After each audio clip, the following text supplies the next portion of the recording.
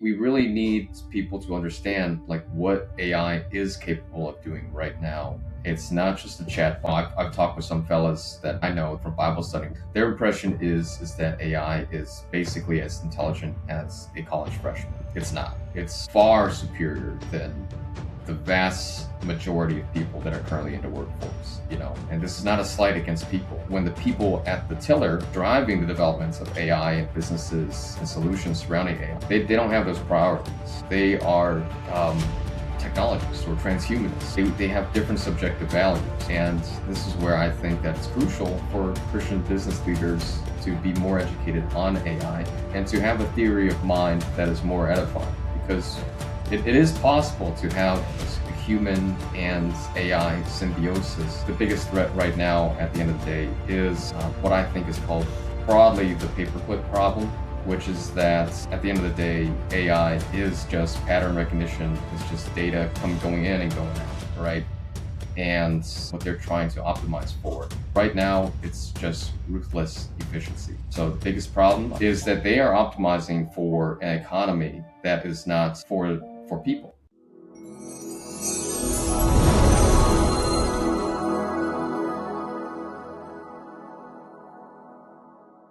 Today, I'm sitting with Alan Xue, an AI advisory consultant based in Chicago.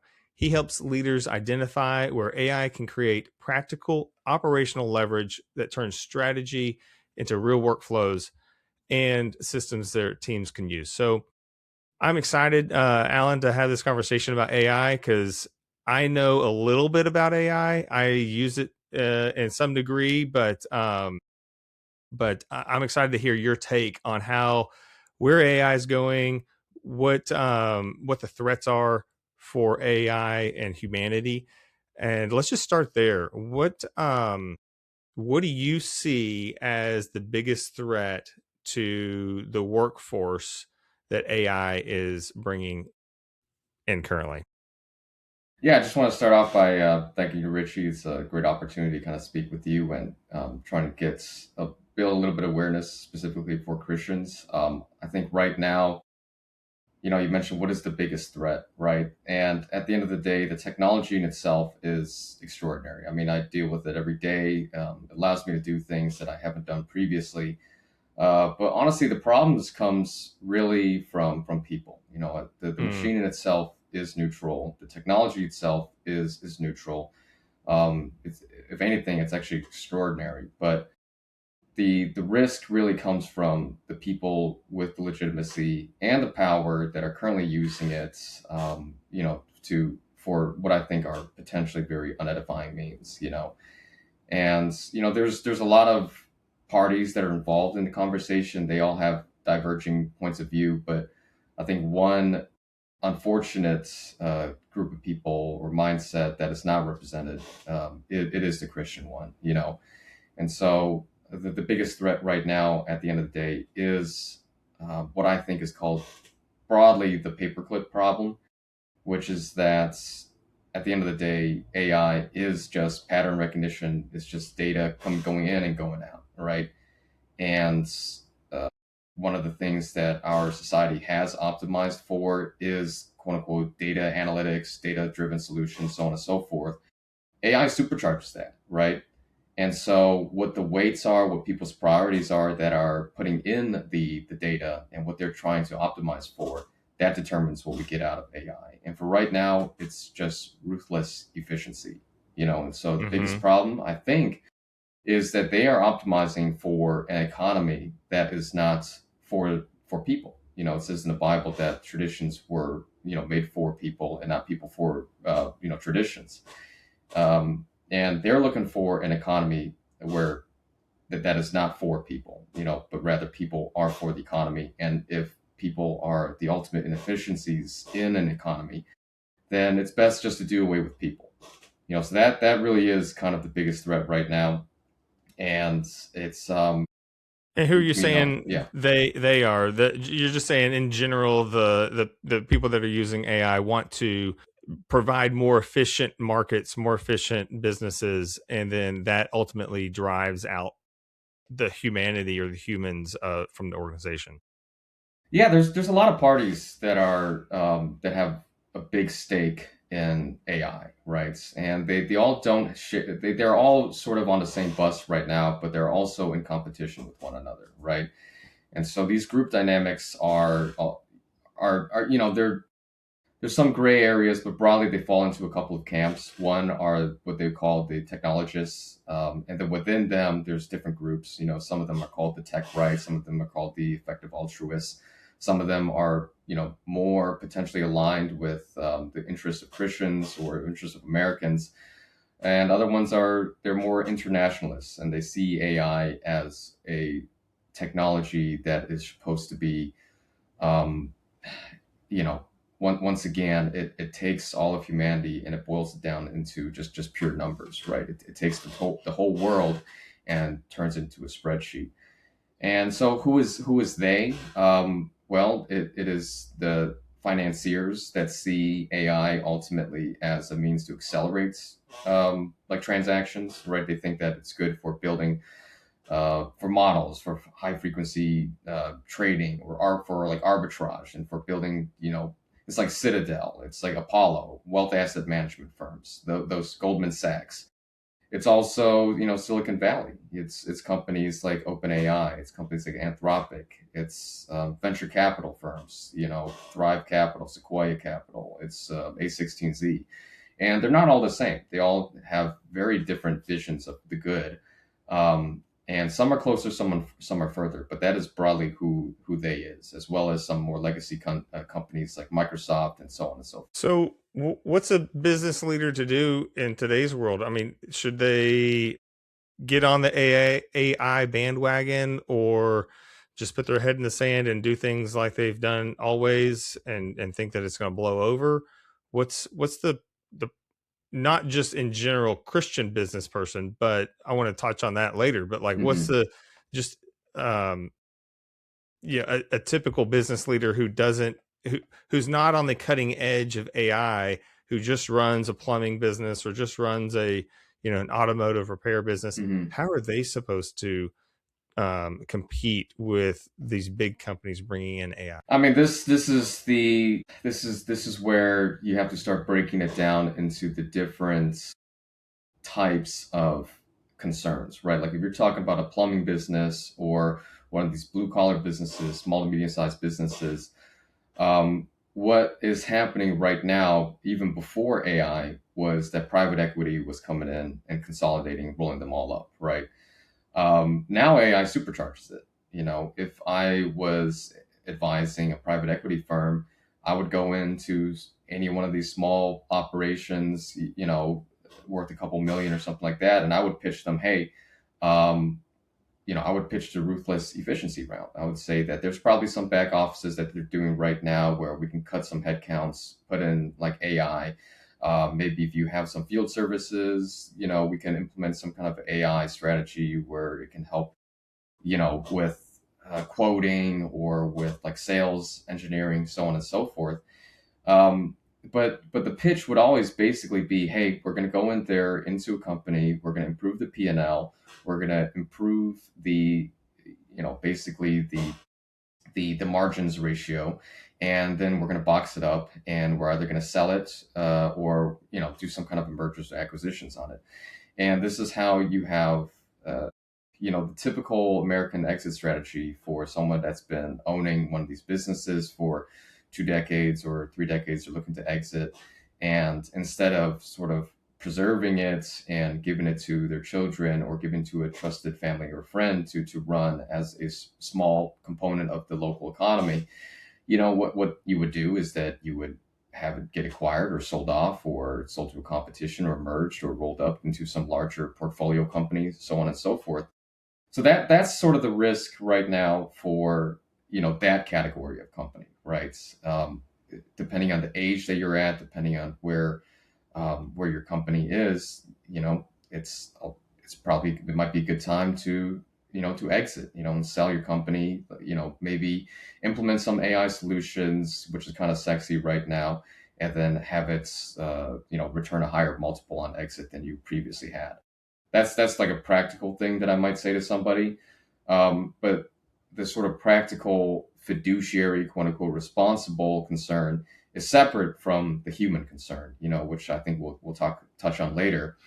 If you're in a different line of work, if you're in what is called like broadly knowledge work or white collar work, maybe a small CPA or accounting firm or tax firm or so on and so forth, um, the reality is that if you're not implementing AI, if you're not being ruthless in a certain way, you know, your moat is your connections. Like if you have a network of trusted people that you work with and they work with you because you're personable and you do good work, that will be your saving grace. But the reality is that when it comes to the technical side, AI as it is right now, I mean, we're recording this on the 8th of July. Fable 5 has just been extended until the 12th if you're on the subscription plan. ChatGPT 5.6 is coming out on Thursday, which is tomorrow, the 9th. And both of these models are more than capable of doing these knowledge work. There's some complications, obviously, surrounding compliance or the environment in which they're operating, but both of them are technically capable of doing these sorts of generic knowledge work that these small sort of firms that have popped up and supported this sort of small and medium businesses in the U.S. And all of these places, I guarantee you, there's 5 to 10 Silicon Valley backed, venture capital backed firms that are using AI to say, do accounting for small to medium businesses or do data analytics or web development. And if you're a small operation, that is your threat. And how do we preserve those companies? It's going to have to be the more human elements that preserve you. All right. Well, let's back up just a minute. What for people that don't know you? Give me a short version of your story. How'd you get into technology, consulting, and now AI advisory? Tell me a little bit about your story. Yeah, so I got my master's where I went to my undergrad and master's at U of I, Urbana-Champaign. And then out of that, I joined EY, Ernst& Young. I was a tech consultant. And I was there for just shy of 4 years. And, during the time that I was there was when kind of the AI bomb first dropped, right? It started with like ChatGPT 3.0 and 3.5. And during that time, I had some friends that were more on the software engineering side, more techie, right? They were kind of on the cutting edge, but they wanted someone to come and help and flesh out the business development side. And that's where I was first started. Mm. So I started doing AI startups, while I was at EY for a little bit. And then as, the corporate world kind of weighed heavy on my soul, I decided to go full into the AI startup.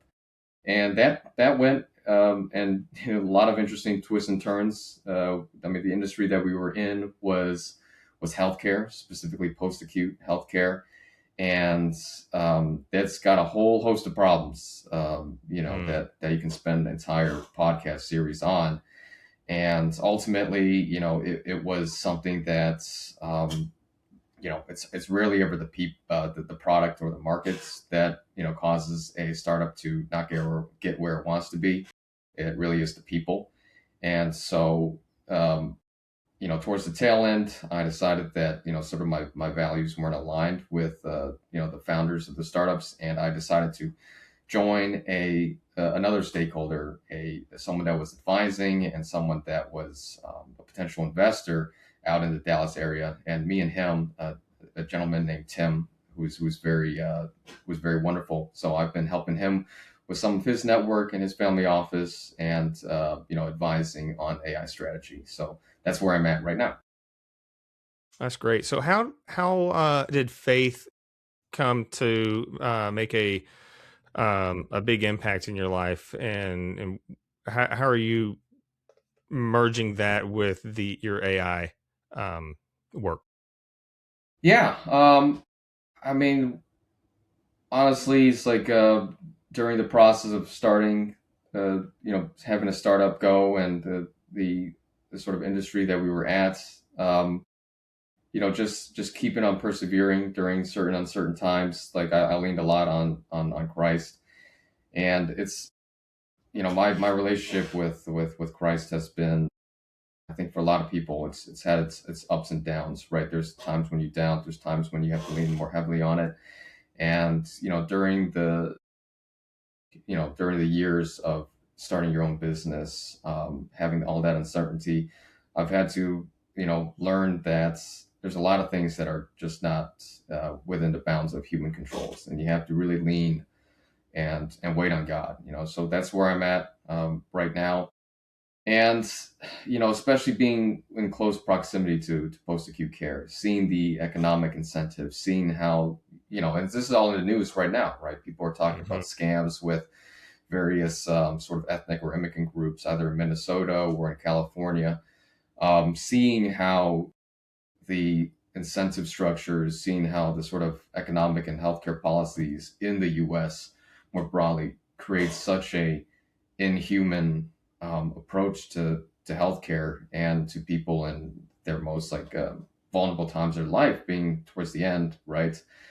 um it's definitely made me, I see where like a lot of these technologists are headed with AI, and they think that it's just ruthless efficiency. It can do things that humans can't do. But where I think that I would prefer to see AI go comes from, my Christian background, is that I want this to be edifying. I see what AI can do for me, in that it's allowed me to be more confident and explore things like I didn't used to be able to do, like web development or like anything approaching like software development.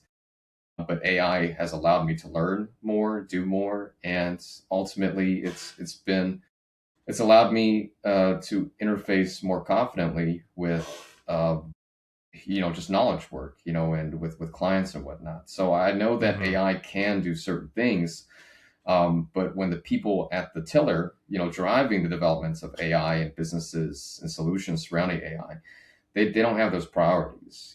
They are um, technologists or transhumanists. They are looking for they have different subjective values, and this is where I think that it's crucial for Christian business leaders to be more educated on AI and to have a theory of mind that is more edifying, because it is possible to have a human and AI symbiosis that allows people to have a better, working relationship. But it requires diligence and prudence. It requires human action. And I think a lot of people, not just Christians, just assume that there was a mechanism in, free markets or market efficiency that just automatically derives an efficient outcome. And I think that that's a myth. I think that all of these things are driven by the vigilance of humans that have morality, that have a certain ideology or a certain religion that makes them do things that are more or less edifying. So, that's kind of broadly where I am right now in my relationship and my hope for AI. Yeah, I think unfortunately Wall Street and the drive for more profit has driven the efficiency game more and more. I know from my experience in the corporate world, it's less about the relationship and more about Hmm. the earnings report and at the end of the quarter. So which that's the game that unfortunately a lot of CEOs play, because that's the rules of engagement in Wall Street, unfortunately. Hmm. However, there are some that are like I interviewed Jason Lippert from LCI. He views his stakeholders more than just a his shareholders. It's his employees, it's his customers, it's his suppliers, it's the community that's around him. So when you bring up Christian values and focused on the people side of things, um, I believe he is a unicorn in Wall Street that's actually bringing together this humanity side to the organization. So, how are Christian business leaders supposed to interact with AI? What's the best approach? Yeah. I mean, for right now, it's just to be educated on where AI actually is. I think that right now, this is just broadly true in both the Wall Street or corporate world. There's not a lot of people that actually know what AI is capable of doing outside of these more ruthless people that are in like high frequency trading, Silicon Valley, these AI labs, OpenAI, Anthropic, Google, and so on and so forth. We really need people to understand like what AI is capable of doing right now. It's not just a chatbot. It's not just I've talked with some fellas that I know that, from Bible study and whatnot. Their impression is that AI is basically as intelligent as a college freshman. It's not. It's far superior than the vast majority of people that are currently in the workforce, and this is not a slight against people. These so ChatGPT 5.6 Soul is trained on it's somewhere between 2.2 trillion parameters and 2.5 trillion parameters. And So what's the difference mhm, between ChatGPT, you said 5.6 versus mhm. 3 and 2 and all the other Yeah, versions of ChatGPT? yeah. Without getting too like technical, right? It's got a lot more parameters, which are basically units of knowledge broadly that it's trained on, right? It has different architecture for like pre-training. It's got different token efficiency. Um, we don't have to go down into that, but it's a lot more knowledgeable on how to approach these sorts of gray areas or these questions, right?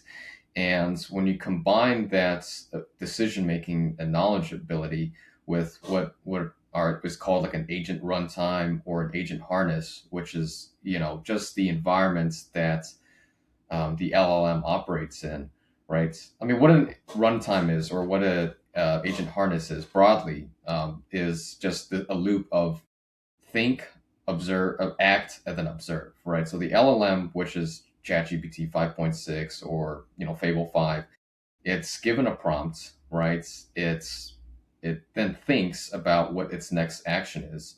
It's able to then sort of act on it, and then afterwards it's able to observe the action that it did and decide to do another iteration of the loop, right? So that's just in a nutshell. That cycle is what allows agents to go beyond just being a chatbot.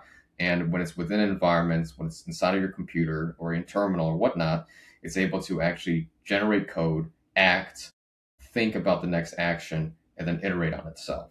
So that's where AI is right now, and it has a lot of implications. Like I haven't created a PowerPoint or an Excel, or I haven't even touched any code myself, but I'm able to build websites. I'm able to build decks. I'm able to create like presentations. I'm even able to help. Like right now, I'm helping someone migrate over from one system into like Google Workspace. Like do I need to know how to actually migrate over from Microsoft 365 to Google? Not really. I've done it before by hand, but what Codex, which is a product from OpenAI, is able to do is that it's able to use your computer basically, right? And it's able to take a visuals, just call it a screenshot of what your screen looks like right now. It's able to then determine the next best course of action. It's then able to click on your own computer and then basically develop its own knowledge corpus to then decide, okay, if I were to migrate from this solution to that solution, and both of them I'm able to see on a computer, then I'm able to like learn what I'm missing and then move forward and migrate over to solution. So, I mean, that's just kind of it in a very high level terms, but Mm-hmm. for a small business owner, like if you are able to sort of learn what these new AI solutions are capable of doing, frankly, you might not need a sort of marketing team that helps with like SEO, search engine optimization. You don't really need someone to help with writing the best, what is it, like Google business profile, or these local services ads. SEO is one of the first things to go, so if you're in a plumbing business or a power washing business, you should, take advantage of these tools, optimize your search engine optimization, your SEO, optimize your website or create a website. You don't even need like Wix. You don't need Squarespace. You don't need GoDaddy Arrow. You can, at this point, especially after 5.6 come out, you will be able to like just learn by talking with an AI how to deploy, how to create a website and host it on Vercel, for example. Hmm.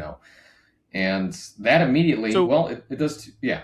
on ChatGPT, it has instant, medium, high, and then 5.5 currently. So what's the Mhm. difference when you switch those toggles? Yeah, so yeah. What's happening back there? So without getting too technical, but basically it's the thinking strength, you can say, right? And if you're on low, then it does less inference, and if you're on extra high, then it uses more inference. Like it knows that it has to think more. It knows that it has to have, it's called effort levels. It has a higher effort level, right? And so when you're on low, it doesn't try and abstract more. When you're on extra high, then it knows that it should try and abstract more, right? And so what people have done is that they might try and give more ambiguous tasks to extra high, but then actually after scoping out the work, then use low because the ambiguous stuff, the thinking part, has been done, and now it's all about execution, right? And so, low, medium, high, extra high, and then, you have ultra coming out soon, I think. This also translates over to things like token costs, usage costs, input output costs. And, there's also relationships with this between open source or open weight models and closed weight models. And, you know, you get into the unit economics of AI, and we can get into that, right? Right now, there's Fable 5, which is on like the highest mode, or not on the highest mode, but like in general, Fable 5's unit economics, like for 1 million tokens in, it's $10, and for the same amount of tokens out, it's about $50, right? And so some people have basically tried to extrapolate that into, okay, well, what does this cost if it were a wage, right? On like I think extra high mode, they determined that if you were running Fable 5 for the same amount of time that you would for a software engineer, like 40 hours a day or so on and so forth for the duration of a year, it's about the equivalent of like I think $1.3 million of wage, right? So these like high thinking, high effort, large, massive models with trillions of parameters, right now they're not very economical in comparison to like a senior engineer, right? But the problem is the trajectory. These things are getting cheaper much quicker. And Chinese open weights models, quote unquote, these models that give you the numbers inside of their parameters, they're improving quite a bit, and they're much much much cheaper. So much that in the actual at Microsoft or at these AI startups, most people, the vast majority of people, aren't actually using like these expensive American models. They're using the cheaper Chinese models because Mhm. they're like a 30th of the price. But So, yeah. so for the small business owner who needs to get educated on this, Hmm. the best way to do it is just download the app ChatGPT or or Claude or one of the, and just start playing with it. Or what's the Yeah, best way to get educated on it? yeah, I mean, I would say that right now there's a there's two plans. Well, there's a couple of companies that have these similar plans, right? But the two most famous ones is OpenAI's and Anthropic's, right? And they have what is basically pro subscription plans, which is it's not quite. It's a fixed price. It's a fixed monthly subscription price, and it starts at $100 with what they call 5 times tokens usage, and then there's like the $200 one, which is 20 times token usage. Now it's not too clear like what the exact amount of tokens that they give you per like 5 hour window or weekly window, because it really depends on the amount of computes that they have access to. But when you get these plans, this is, I would say, the best way to start using, like, or getting exposed to what AI is actually capable of. And frankly, like these plans, is more than what most enterprises are willing to use, because of risks with compliance and visibility and so on and so forth. But yeah, I would get a Mac because unfortunately Windows is just bad at just coding in general. Like they're, once again, without getting too technical, the way that their terminal works is not the same way that Linux and um, Macs work, right? And so I would, if you have a Mac, use a Mac or get a Mac Mini. That was a pretty big thing that people were using for a while, and start with the $100 version of the Codex. It's $100 a month, and you get Codex, you get OpenAI's other suite of tools as well, and just start chatting with it. There is a little bit of friction with starting it. There's like some permissions that you need to give it in your Mac environment, but just start using AI, and the best way to start doing it is just asking it. So is this something you can help somebody with your as an advisor? Is this something that you Yeah, you do? yeah, for sure. I mean, if you've got folks that after listening to this, they want to just, hey, I want to get a point of view, or I want to help kind of setting this up. I can give my contact later, or give the contact of my friend Tim. We can help them with that. But for right now, I would say that, as you mentioned earlier, for small business owners, or for Christian business owners, um, you got to just start educating yourself and getting exposed to what the frontier labs are pushing out. Let's go to the opposite spectrum. I mean, for the Christian business owner who is using ChatGPT for everything, Hmm. how should they stop using it for everything, or should there be some guardrails on what they should use AI for and what they shouldn't use it for? It depends, right? So this is where you're touching on sort of best practices or compliance guardrails. Like, this is the concern right now for large enterprises, right? And there is a larger discussion that has been spawned recently because of the export controls surrounding Anthropic's Fable 5, right? And how they have been shown to like harvest their end users' data for, I think, 30 days or something to help train their model.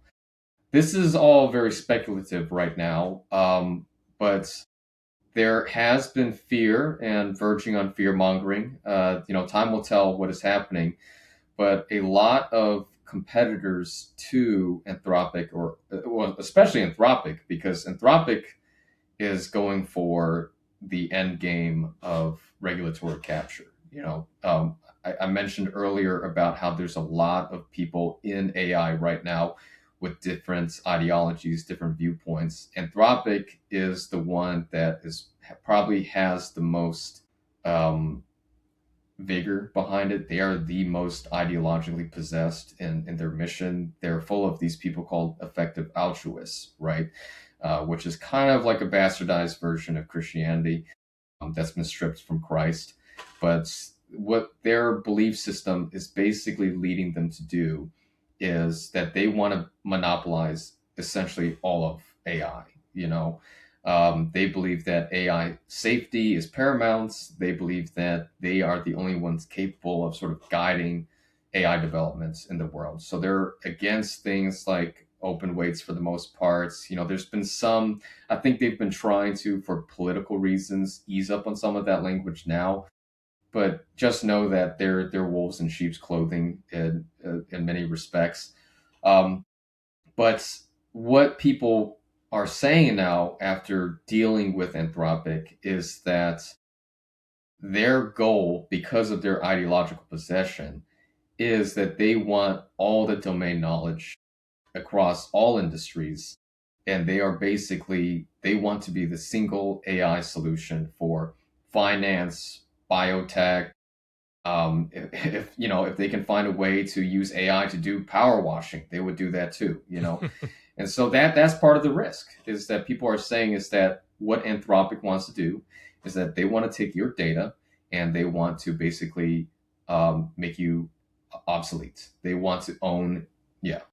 So is it safe? I'm thinking from a business owner, he's got all his data, but he wants to run some data analysis on some of his Mhm. data that's in different spaces.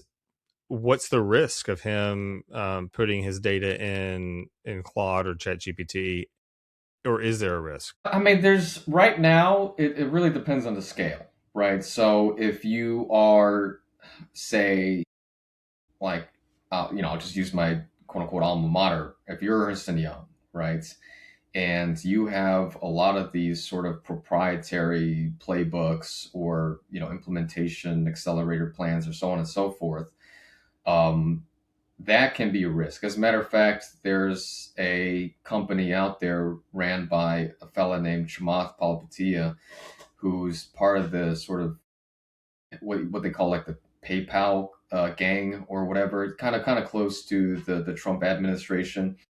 His big pitch with his company called 8090 or the Software Factory is that the wedge that he's trying to exploit is that, oh, if you have Anthropic come in and implements an AI solution at your company, what they're going to do is that they're going to harvest your data, train their model on it, and then spin up a competing consulting firm and steal your clients. That's essentially his pitch. Is that going to happen? Maybe, but at the same time, it is also in the interest of Chamath and his company 8090 to say that, right? Because that's his wedge, because he's not able to compete with creating his own frontier models or his own version of, he can't spin up his own, computes to the scale that Anthropic does, or, have the best sort of coding talents, right? So his interest is to compete on those safety dynamics, right? So how much of it is real? How much of it is, just people trying to survive in what seems to be a consolidating software environment? It's hard to tell. It's probably a little bit of both. There's definitely safety concerns in that if you are a Christian business owner or just a business owner and you rely on these frontier models like Fable to do all of your thinking for you, all of your business strategy, all of your client outreach, like it's writing all of your emails, and you're just essentially a vessel for the AI, right? The meat suit. Yeah, that's not good, because especially after the export controls, it has shown that AI is a geopolitical risk. It is So a there's a way yeah, to give access to the AI, to your computer, to your email, to everything that you're doing, and it do it for you, pretty much. I mean, essentially. yeah, that's pretty much what I have been doing. I've got a Mac and it's got access to my entire file system. I've allowed it to use what is called computer use, and it can quite literally. And there's been some things that I haven't given it. Right, it's like I still have my secrets or my API keys or my passwords locked away in keychain. It's able to access those, and I could give it to it if I wanted to. It's unadvised that you do that, very unadvised that you do that. As a matter of fact, you shouldn't do that. But it is possible. Like, I was helping somebody migrate over to Google Workspace. Like, I can, from my phone, right, with another harness that I'm using called Hermes, right, give it access to, I'm basically talking through my phone, and it is just using my computer while I'm walking around the neighborhood or something, and it's clicking on, I don't know, GoDaddy or Microsoft 365, looking at the admin, and it's planning out the migration. Like, I don't need to know Wow. anything. Like, it's capable of doing that right now. And with 5.6, I mean, even 5.5 is capable of going in, reading a open API docs, for integration with some CRM. And, now a lot of these other cloud services like Azure or Google Cloud Run, AWS, they've exposed what is called a CLI, a command line interface. And AI is able to write in the command line very well, explore the documents, and it's able to basically spin up a cloud environment and then host some code on the cloud runtime, and it's able to do all of that by itself at this point, and if you are somebody that has some technical savvy, like what an API key is, or what an API is, rather, what data shapes are, what Um, you know what Git is. You know that you have to have version control. You know that, and frankly, you know, you can learn all these things just by asking AI, right? Mm-hmm. Like I Mm-hmm. didn't know what necessarily a CI/CD pipeline is, like continuous implementation, continuous development, whatever, right? There's a lot of softwares out there like Vercel that I was mentioning earlier, that's instead of coming out and creating like the traditional SaaS solution, like, oh, I want to create a whole front end CRM, everyone is now pivoting over to creating agents first infrastructure, right? So I can just tell my Hermes agent, I don't know what a CI/CD pipeline is, but I know that Vercel has primitives. Can you go read their documents and then just do that for me? And it will, right? All of these like software companies are now pivoting to agent first interfaces, right? AWS, Microsoft Azure, Google Cloud Run, Notion, like all of them is preparing for the fact that AI at the end of the day, in time, will be the future knowledge layer, you know? Hmm.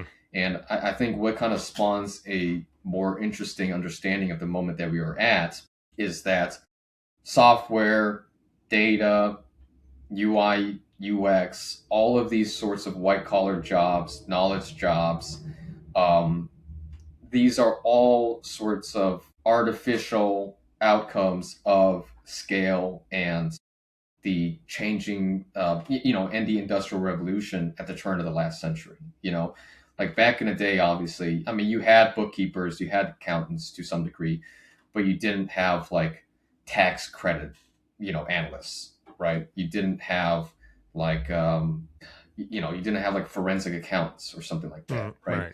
All Programmers. of the, or programmers, right? All of these things are an outgrowth of, scale and, um, you know, changing dynamics in like the industrial revolution, right? And that's what ultimately kind of built the American middle class and brought it out of the sort of manufacturing economy that it was, during World War II, and into what is called the service and knowledge economy. That is So where the American, yeah. we're moving into total new realms for sure. Yeah. It's so. How do people get in touch with you? Yeah, if you want to get in touch with me, you can send me, you can just message me at, you can just send my email, or you can find me up on LinkedIn. You can also send it to my friend Tim. I mean, I can leave. Would you want some like just contact information that I can give you, or Yeah, um, I'll put your email in the bottom of the description of the mhm. of the video, and um, if your head's spinning like mine is right now, and it sounds like a lot of the terms that he's using is Greek to you, um, then I'd suggest to get a hold of Alan and let him have a deep dive into your business and look to see what he can optimize in AI, because I know that there's a lot of people that are just sitting on the outside. Even my wife included. She's like, I don't want to think for me. I want to do my own thinking. I don't want something else to think. I want to be creative, but at the same time, there's things that it can do way faster and essentially get the job done a lot, a lot easier than than you spending that much time on something that you probably shouldn't be spending your time on. So I'll put a link in the description in connection with Alan. Man, Alan, this has been fascinating. Is there anything else that you want to share with the audience on AI? Yeah, I think I'll just leave by saying that, I apologize for using all those technical terms, but there's a lot of ways that this can go very poorly. If you're like into the sci-fi world, this can be like Dune, or this can be like Warhammer 40K, or so on and so forth. But it can also be more Heinleinian in that I would like to see a synthesis of with the sort of original intent of like machines, which was to help humans fight against you know the ever encroaching darkness of nature. That when we were tossed out of Eden, because we were all sinners, that we were to toil, and that through our own cognitive abilities and God's grace able to mitigate some of those toils, right? It's possible. It's possible to create a world in which your children have jobs and that your community has jobs and that everyone stays in one place and has a church and children and families. Like, it's possible, but the it's not the path that we're currently headed on, because the leaders that use AI don't care about those things. They don't care about your church. They don't care about your parish. They don't care if your kids have jobs. They don't care if your community that you grew up with is still around in 50 years. They don't care about any of that, for better or for worse. For worse. But it's possible to have those things, and it requires coordination. It requires a tremendous amount of effort, and it requires you to put, the church, to put Jesus first, instead of just thinking that the free market has this Rube Goldberg contraption that somehow solves all of this. It does not. Human action does. And human action right now, in the face of AI, is more important than ever, frankly. You're able to get knowledge, distilled knowledge, and learn faster than ever. What you do with that knowledge, what you do with that information, that's a human component, and we need to recognize that. And this is where Christian leaders, Christian business owners in general, in relation to their employees, that's where the important thing is. And so I think what interests me the most is now the relationship between people and people. And so, yeah, that's what I would leave on. All right. Yeah. Ultimately, it becomes our stewardship with this technology tool, and I just encourage everyone listening that, if you're a Christian, you have the Holy Spirit within you, and the Holy Spirit is the God of the universe. We actually have a God AI that you are able to tap into anytime and listen to His voice, and His voice will it supersedes any voice that a computer is speaking. So, man, this has been great, Alan. I've learned a lot, and really looking forward to seeing what where God takes you in the future. Appreciate it, Richie. Have a good one.